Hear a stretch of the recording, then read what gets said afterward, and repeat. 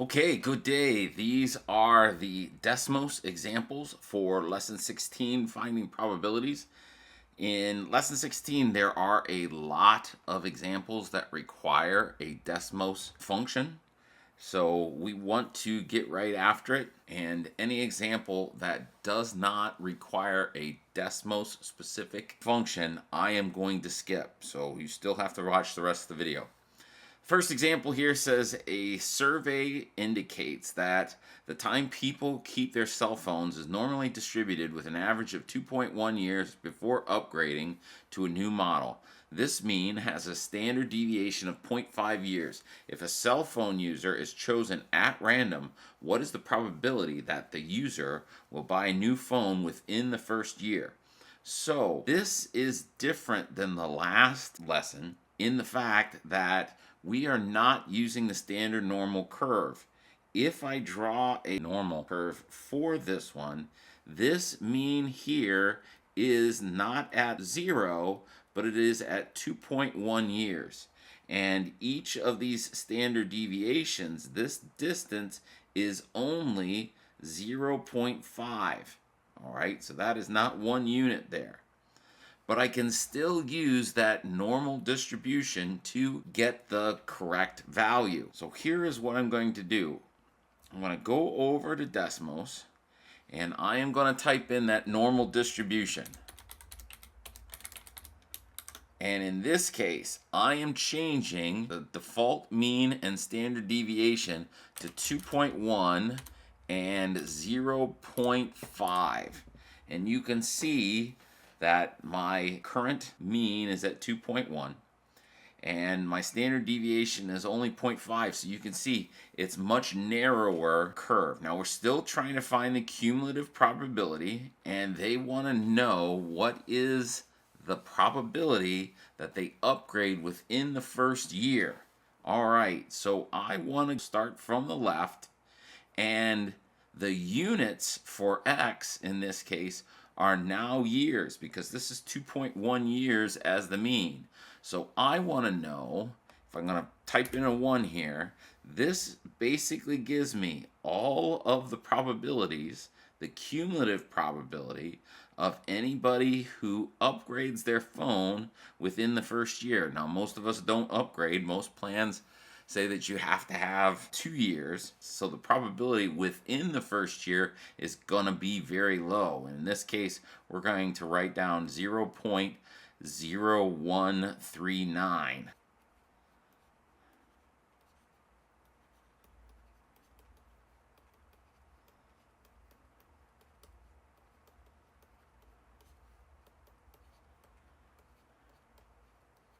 Which is very small.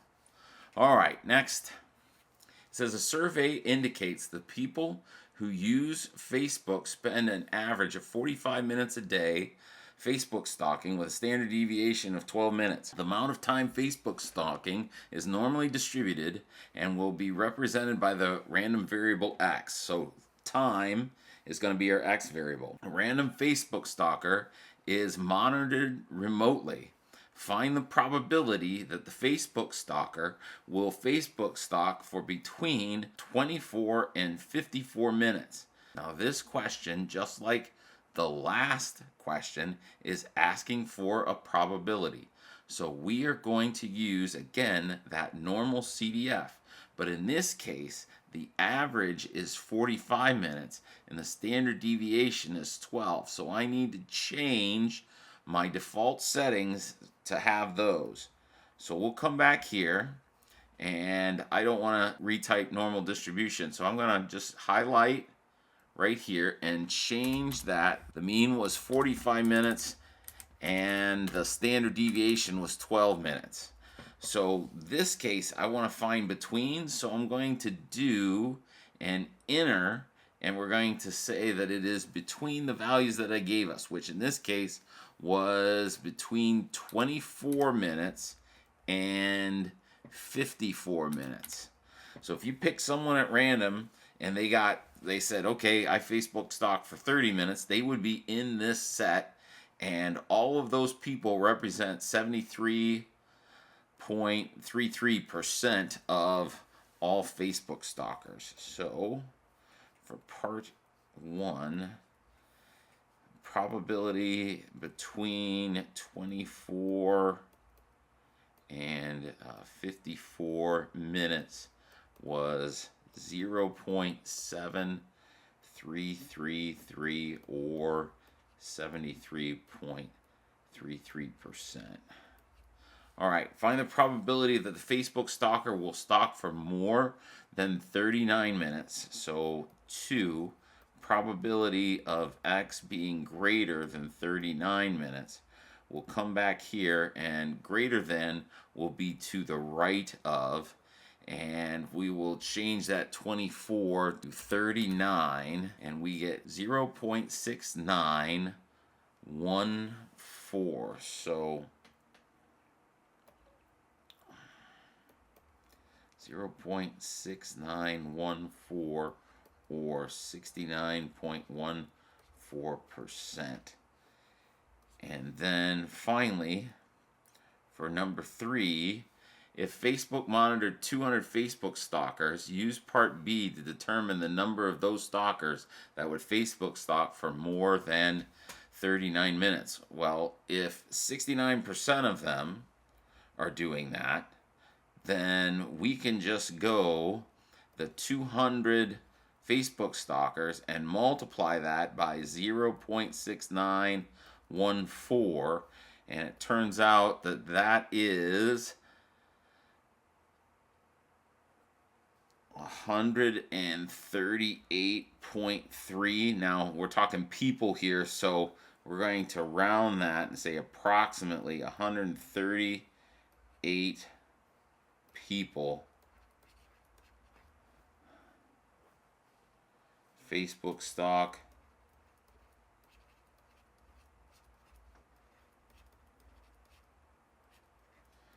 for more than 39 minutes.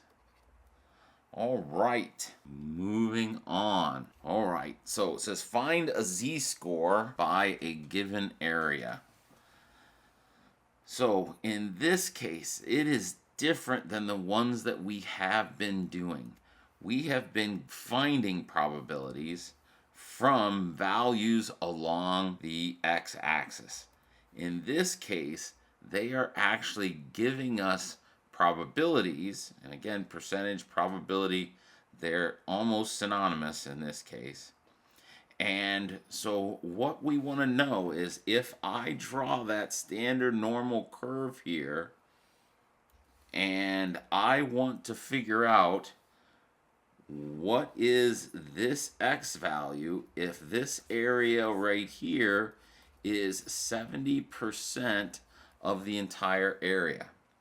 So it's essentially the inverse of what we've been doing. So that normal distribution says, okay, if I input an x value, I am going to give you the area under the curve, which we're calling a probability.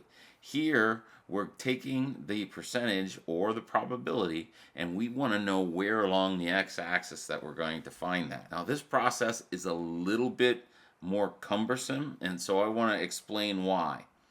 So we've been doing this normal distribution, but if you go down to distributions on the functions, if I pull this down, there are a lot of probability distributions. There's the normal distribution, the t-distribution, and we're going to use that. But they also have a chi-squared distribution, uniform distribution, binomial distribution, Poisson distribution, and a geo-distribution. And you want to be able to do what we're about to do on all of them. So they came up with a method to do that. And that is called the inverse CDF. And that will work with all of these, even though we're not going to use all of them. And so the syntax that we're going to use is we're going to go inverse CDF, and then we're going to do the distribution that we're using. In this case, it is a normal distribution. And we are just going to, since we're looking for a z-score, we're going to keep it easy on ourselves, and we're going to use the standard normal curve. Now this thing always calculates from the left, and we'll talk about that here in a second. And so now I am going to enter the probability, and it's going to kick out where along the x-axis that is. So in this case, the probability was 70%, so I'm going to put in 0.7, and I get a z-score of 0.5244. So for 1, my 70% gives me a z-score of 0.5244. All right, now I want to do 10% to the right. If this is 70% to the left, then 10% to the right, I am looking for this area here, which is 10%. But I just said that the syntax for the inverse CDF always goes from the left.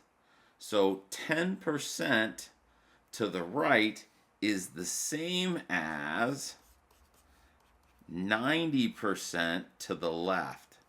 So, and they are going to be the same thing, because again, we're trying to find that x value.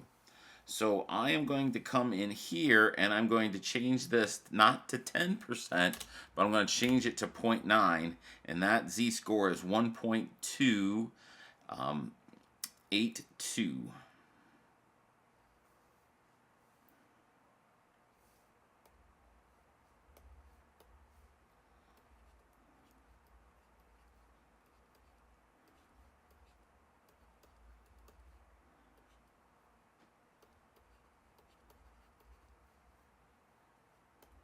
All right, finally, 50% of the area to the left. All right, so let me erase all of these and do 50% to the left. Now, my hope is that you'll see, my hope is that you can see this without actually doing the work. So if I have 50% with a mean value of equal to 0, well, the z-score of 50%, that's going to be 0, because that's right there on that line. So 50% gives me a z-score. It should be equal to 0. And if we go back here and I type in a 5, we get 0, and that is correct. All right, this also works for percentiles. Find the z-score that corresponds to someone in the 75th percentile.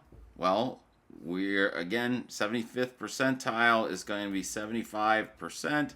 So I'm just going to go back here. And so somebody in the 75th percentile would be at a z-score of 0.6745.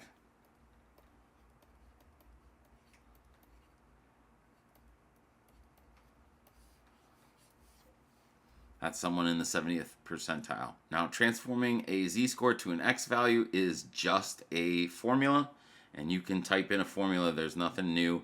Type in the mean, the z-score, and the standard deviation. It says, Mr. McCulley only lets his best students in his statistics classes. Students must take the compass placement test and be in the top 20% to get in the class. If test takers are normally distributed and the global test mean of a 75, so my mean is 75 with my standard deviation being 1.2, what score does an applicant have to receive to get into Mr. McCulley's class? So again, we're looking for an x value, not a probability. They give us a probability, the top 20%. Now the top 20% on a standard normal curve would be this value right here, 20%. Now, remember that inverse function only works from the right. So the top 20% from the right would mean the top 80% from the left. So I'm going to go back in to Desmos, and this time though I have to change my mean and standard deviation. In this case, the mean was 75. They scored a 75, and the standard deviation was 12.2. Now, we want the top 20% from the right, or we want the top 80% from the left. So these people are going to have to score a 85.268 on average to get into the class. A student would have to score an 85.267 to be accepted into the class. And that is the last one that I've got. So have a great day. Goodbye.